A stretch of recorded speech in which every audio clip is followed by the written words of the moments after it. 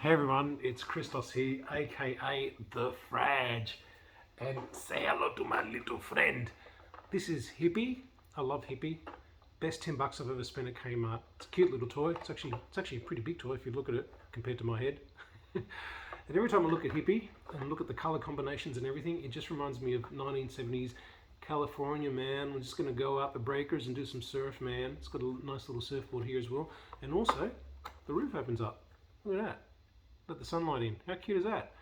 So anyway, I'm going to put Hippie down now because Hippie's got to go to rehab. And I just want to give out a community service announcement, and that is, if you have to go to rehab, you're a quitter. That's right, you quit. No, I'm only kidding. Hopefully you don't have to ever go to rehab.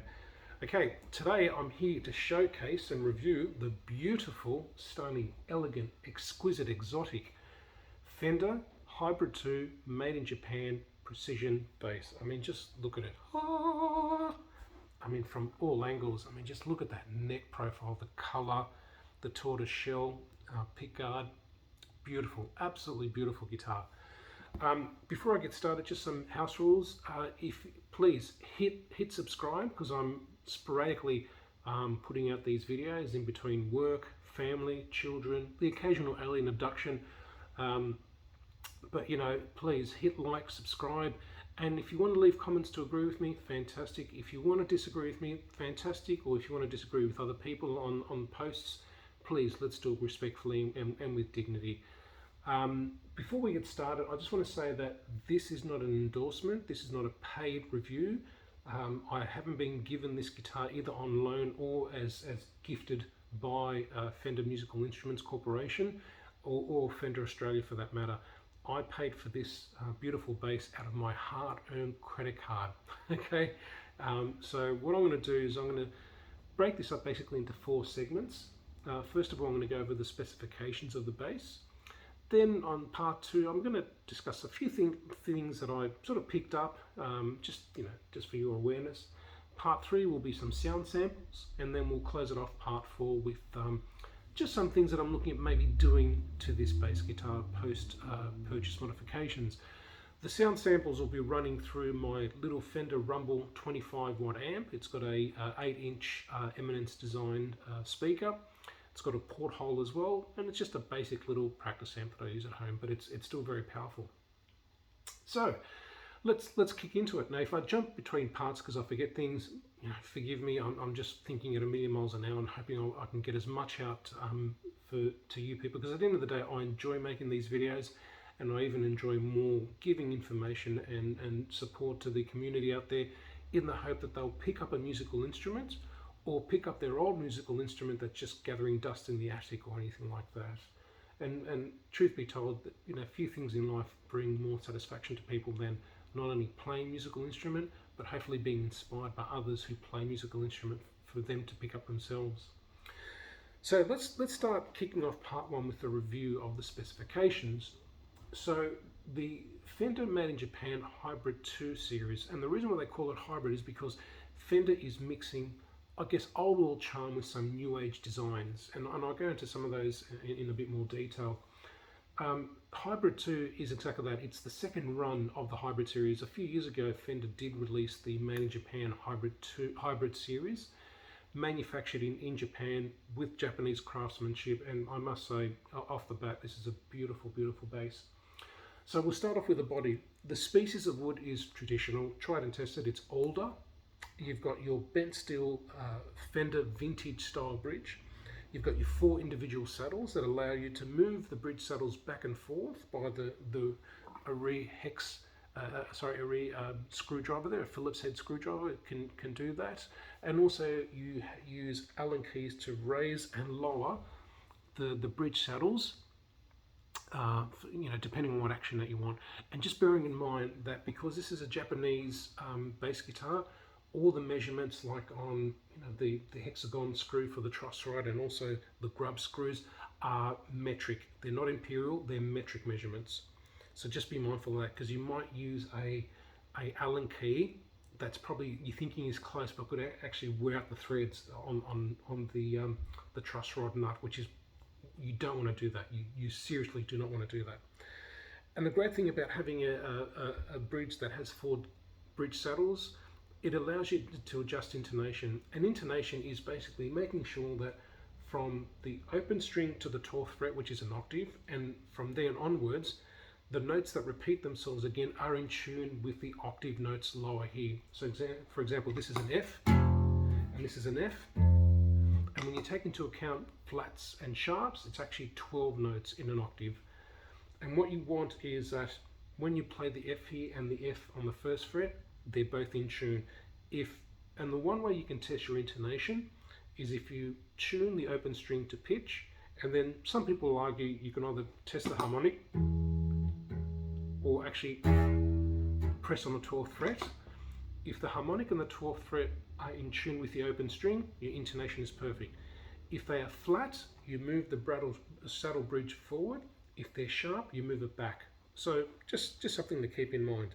So like I said, you've got an alder body, you've got a volume and a tone, and I must say the knurled knobs on this bass guitar are really, really nice. They're not like your typical flat tops. You can see like there's a groove on the side, and it just looks so much classier compared to the ones that I have on my Made in Mexico player series. And just the movement, it's just so silky smooth. Excellent quality, excellent quality. I cannot overstate. The input jack here, when I look down the barrel of it, there's like 4 claws you can see, whilst in my other Made in Mexicos, there's usually like that little bent spring arm that makes contact with the lead. And I'll tell you what, you need Arnold Schwarzenegger to get this out. This is not coming out by itself, trust me. You've got your 4-layered tortoise shell pickguard, or scratch plate if you want to call it, and you can see it starts off with white, black, white, and then finishes off with tortoise shell. So basically you've got the classic pinnacle zenith of a bass guitar design, which is the precision body with a classic tortoise shell scratch plate. So it's a classic with a classic. You cannot go wrong, cannot go wrong. You've got your, on the back, you've got your 4-bolt on the neck heel. It hasn't got any F logo or Fender or anything made in Japan.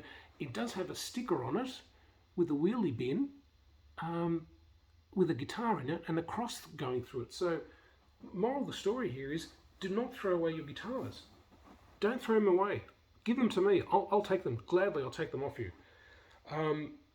Then you've got a 21 fret neck. This is a 34-inch scale, standard scale, or long scale as they call them. 34-inch neck. It's a 9.5-inch radius fretboard. What does that mean? If you remember back at school, radius is a measurement from the center of a circle to the outer circumference. So if you start at a point and work up 9.5 inches and then draw a circle, the curvature of that circle will mirror the curvature of this fretboard. So what does that mean? It means is if you're looking down the fretboard that way, it'll bend a little bit. Now the lower the radius, like with the vintage Fenders, they were 7.25 inch.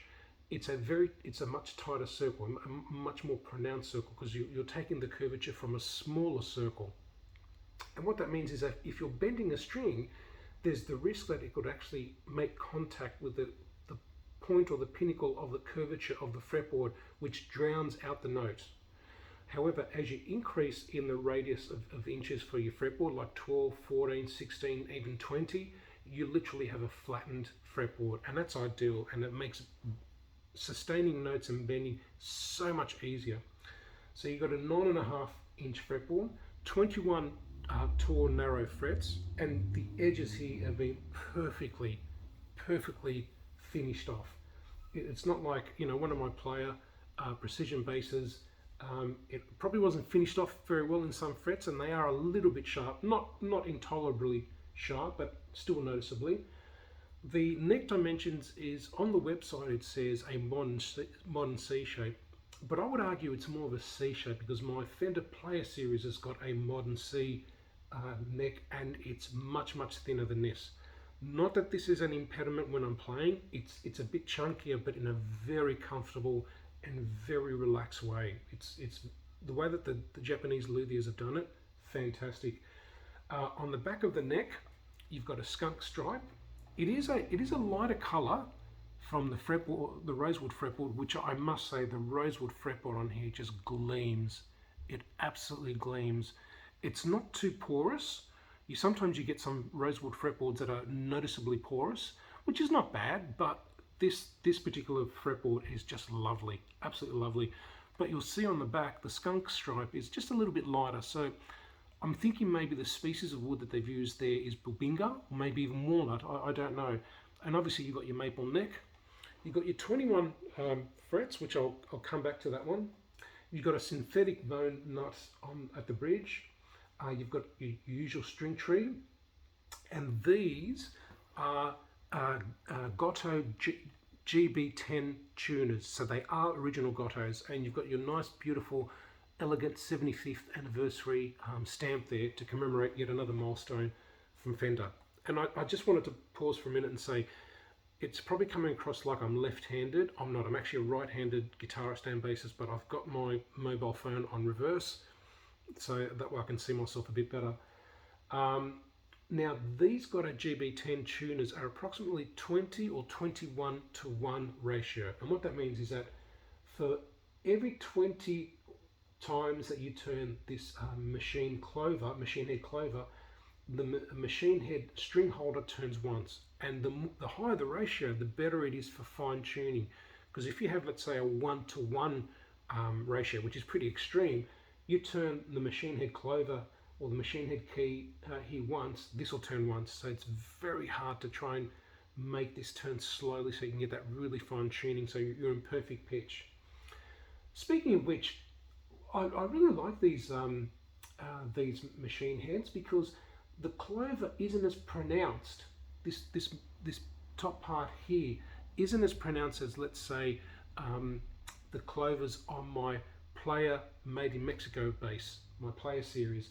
They're sort of like a combination of a halfway point between the machine head designs on my Player series, where this middle part of the clover really comes up, and your normal lollipop, which is just one sort of curved part of the machine head. Like I said, you've got a string tree here. You've got more of a traditional Fender logo there with the precision bass, and also you've got your traditional traditional precision bass pickups. I forgot to add there.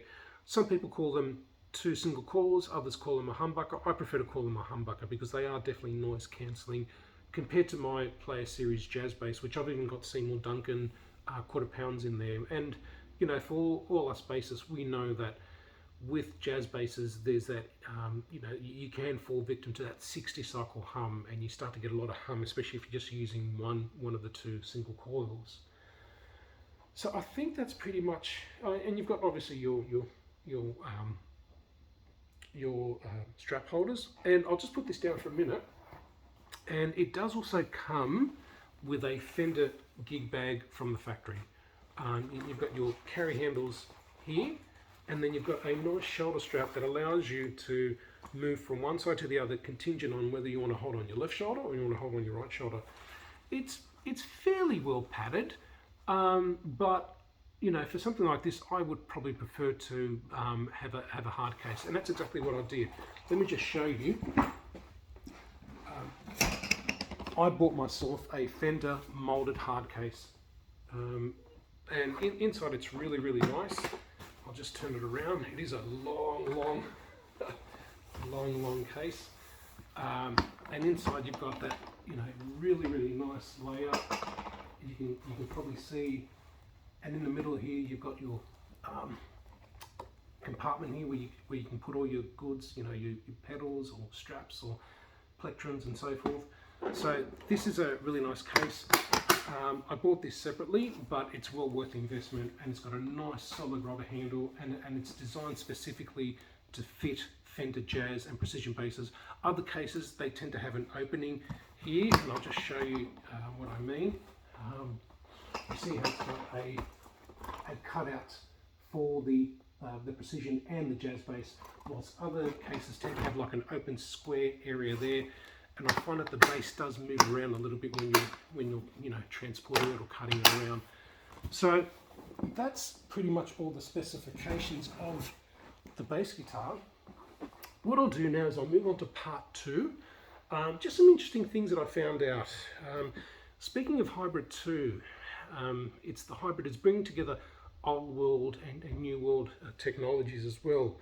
One thing I will say is that they've got this newly designed pickup configuration, and as bassists will know that with a precision bass, if you're looking at the pickup configuration that way, the pickups match the curvature of the fretboard.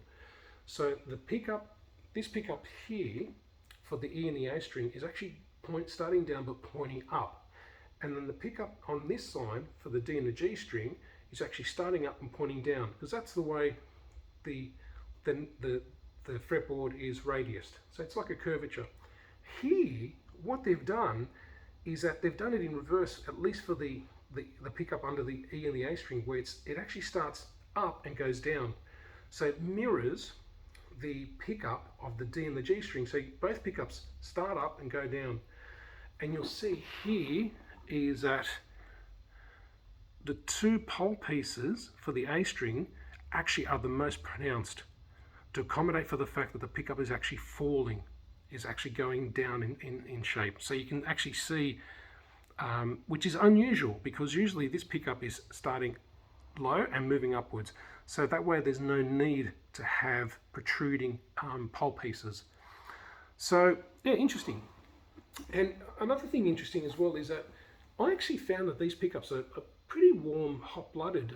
When I ran my multimeter to test them, they came up with a DC resistance of about 9.5, which is pretty warm.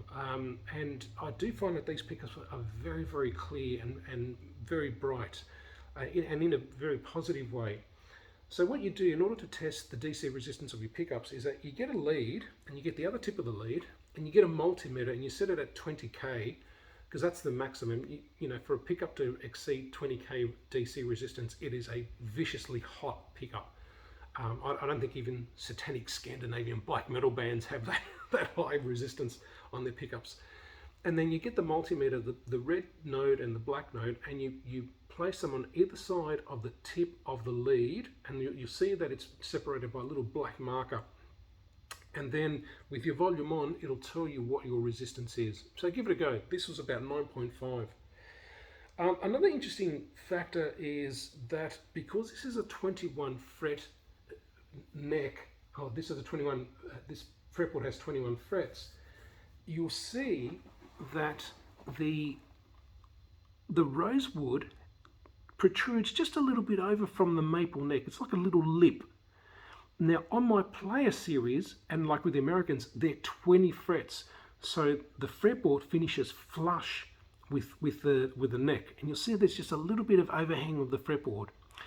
Nothing wrong. If anything, it actually makes the fretboard look a little bit longer, so it really gives it that nice long look. The only challenge I think I could have with that is because the neck is tapered shaped. In other words, as you go down, it widens. You'll see how the scratch plate or the scratch plate or the pickguard, because there's that lip of the rosewood fretboard, you actually have to move it back and then up.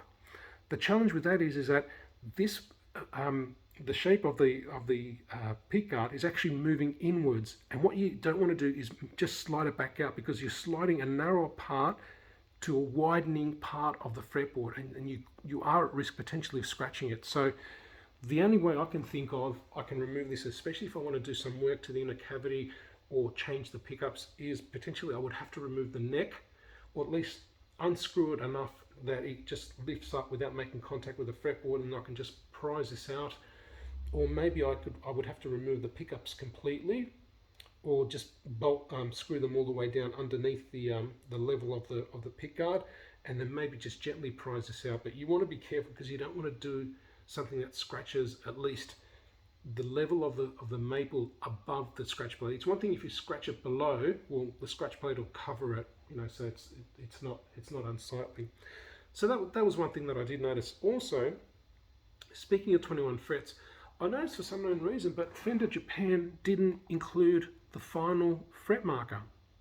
So the 21st fret hasn't got a fret marker. Again, purely aesthetics. purely aesthetics. It doesn't affect the tone, but I thought, you know, it just would have been nice. And as you can see, it would have fitted there. And maybe that's why they call it a hybrid too, that they add the extra 21 fret, but like the vintage Fenders, they only had the last marker as the 19th fret. So yeah, other than that, you know, it really plays beautifully. And speaking of playing, what I'll do now is I'll move to some sound samples, and I'll play one of my favourite bass songs by one of my favourite bands called Kiss. And this is Sure Know Something. So this is with the volume all the way up and the tone all the way up, and it's with my 25 watt Fender Rumble amp.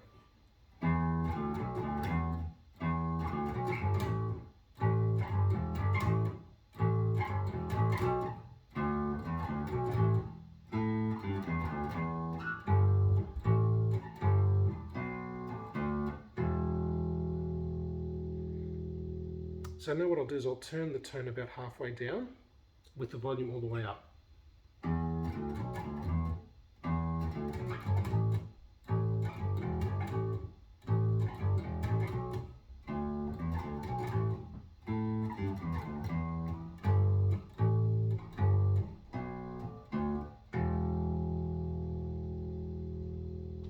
And what I'll do now is I'll turn the tone all the way down and with the volume all the way up.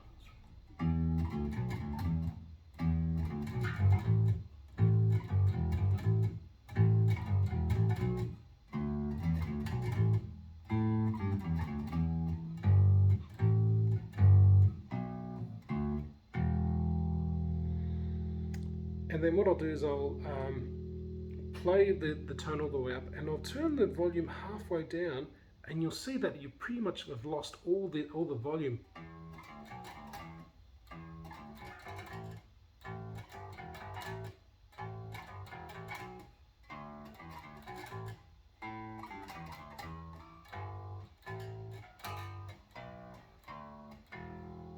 So there's only a little bit of sound coming from the bass. And you'll see now it's pretty much just a very short turn before the volume really starts to cut.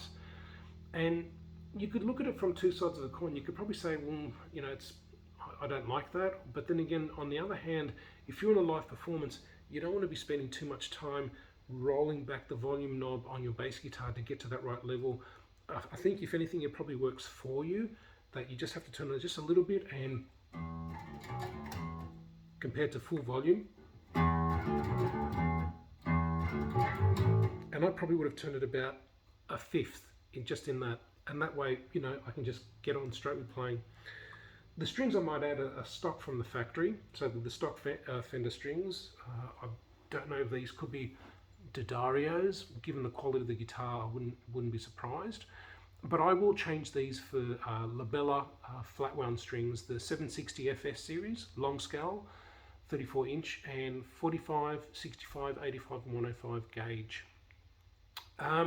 One thing, speaking of strings, if you're ever in the process of removing your old strings and putting your new strings on, here's something that scientifically in the music world is called, or the stringed instrument world is called, a witness point. And what the witness point does is that it determines the optimal placing of a string at the both contact points, and that is the nuts and the bridge. And sometimes, if I look at the bridge saddle here, imagine this is that you'll see that it's a round piece there, which the string rests over. Sometimes the string doesn't sit flat, and what you want to do is just put a bit of pressure on that string, so that way it molds itself more evenly and accurately to the shape of the bridge saddle. And same with the nut. So by pressing it down, the theory behind the science is that it creates better intonation and tuning stability. So, and that's pretty much the sound wise. I thought, you know, it sounds very clear. When I compared this with my Player Precision Series bass that's made in Mexico, I've got a Hipshot Kickass bridge on that, and I've got Seymour Duncan quarter-pound pickups. The Player Series bass is definitely more thumpy. I'll give it that. It's, you know, it's got more bites, more grit. But I must say that this Hybrid 2 is definitely more clear. It's more bright. It seems to cut through the mix really nicely. It may not have the edginess of the quarter-pound pickups, but nonetheless it's got really nice clarity. And again, I'll play that riff full volume, full tone.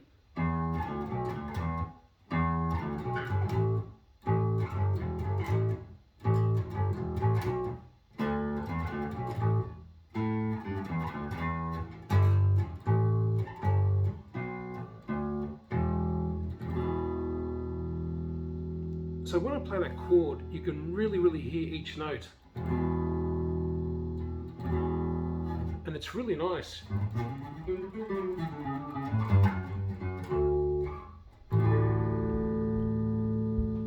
Really nice sound. So we'll move on to the fourth and final parts of this review. And this is some of the work that I'm thinking of doing. So I've actually done a little bit of work, very minor cosmetic stuff, nothing serious. But I've put on Dunlop strap holders. I haven't actually bought the strap lock. I've just put the strap holders because these are much wider than the standard factory strap holders that came out from Japan. And I will say, actually going back a bit to part two about some things that I've noticed. With the Japanese series at least, they don't have, what do you call them? The furry bits. They've eluded me for a minute. Felt tips, that's it, felt tips. They don't have those. So it's basically the metal strap holder straight on the paint, which when I saw that I thought, oh God, I better take that home. Because, you know, when it comes to my equipment, I'm very much Mother Bear. You know, if I see someone coming near my gear and that doesn't look good to me, it's feeding time. So, and I've added and I chose the black felt tips because I thought being a darker color, it actually looks nicer for me with the black felt tips. So it's little things like that. And also the string tree, I removed the standard Fender one because it's more like a dull, unpolished version. And this one's like a chrome version. But underneath, there's two little pathways for the D and the G string to follow through. So you could imagine like you've got your flat top surface and with the standard Fender one, it's also flat underneath. And what I find is you really have to turn the machine head a bit vigorously to try and get it because it's flat, the grooves, the round wounds of the string are making contact with the edge of that entry point. Whilst here you've got two little concaved compartments that just allow the string to go through. It's not flat. I got that from Amazon, and I do find that this particular one sits just a little bit higher. I do find sometimes the Fender one sits probably too low, and it really creates what is known again scientifically as break angle. And break angle is the angle at which the string comes off the nut. And what you want it to do is you want it to come off at a decent angle, because if the string's too flat, it will rattle and buzz at the nut, and you don't want that when you're playing. So as it is now, all the strings have got a really good break angle. You can see it there. You can see the D and the G string straight onto the screen, and hopefully the A and the E string. So it's got a really good break angle as well. So in all, what would I say? I love this. I love this amp. I'm so glad I bought it, and I thank the good Lord that he allowed me to buy it. I paid for this out of my hard-earned credit card. And I recommend going out and buying them. Here in Australia, they can retail anywhere between, let's say, around sort of $1,500 to $1,700. You know, $1,500 to $1,700. They're not cheap, but they are great quality, and they will last your lifetime. In fact, I was at another music store. I bought this particular bass from Taramara Music. Go and speak to Matt, lovely bloke he is. There's a lot of Matts at work there, but the one that wears the pedal to the metal t-shirt, they did me a good deal. And but I was at another guitar store called Guitar Garage in Rose Bay, and I picked up one of these, a made in Japan standard from 2007, 15 years old. They build them like a tank. And you know what I love about Japanese luthiers? They're patriotic. They build Japanese guitars, and they use Japanese components like the Gotoh tuners, really good quality. And these bass guitars, you look after them, they'll last you a lifetime. They will last you. You'll hand this down to your kids, they'll hand that down to their kids, and their kids will be saying, Granddad Christos was a legend bloke because he bought a Hybrid 2 made in Japan bass.